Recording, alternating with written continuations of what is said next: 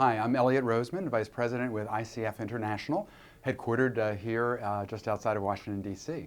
The one that I tell my students about, and the one where I tell them that if they wanted to win the Nobel Prize they might pursue, is in the area of energy storage. So making the supplies of energy and electric power that are currently intermittent, like wind and solar, into something that could be used throughout the day.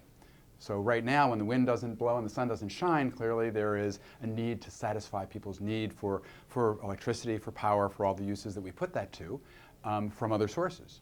But if we had effective storage, whether it's through batteries, whether it's through something called compressed air, whether it's through pumped storage or other means, that would revolutionize the electric power industry, which right now doesn't have that guarantee of constant clean energy. So that would be a huge one. There are different technologies that are being pursued. Some of them are sort of souped up batteries.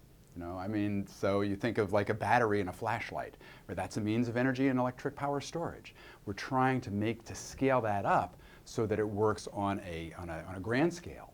And so what you have is at the utility level, the electric utility level, there are experiments to put significant battery banks or capacitors in different places so that they will be able to sustain the even flow of constant voltage and flow through the electric power grid when it's needed. So there's a lot of R&D and a lot of demonstration programs that are going on, American Electric Power, through the Electric Power Research Institute, right now to try to scale that up. We've gotten to experiments that are now in the 1 or 2 megawatt range, but we use a whole lot more than 1 or 2 megawatts nationwide and for some of the large utilities. So we need to make it bigger.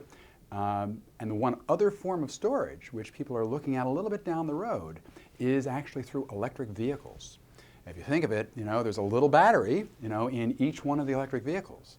So as the smart grid develops and as the smart grid enables there to be more communication between consumers and the utility, in other words, a two-way communication, which we haven't ever had until now, there will be the possibility of having the electric vehicles, when they have extra power that's needed on the grid, to actually send that power or pump that power into the electric grid system. So that's another form of storage, a distributed form of storage that could materialize as the electric vehicle industry grows as well. So it's not clear whether all or both or which technologies are going to win, but it's a very dynamic field. And so that whole area of storage that I started out the discussion with saying would be a revolution could be happening at many different levels.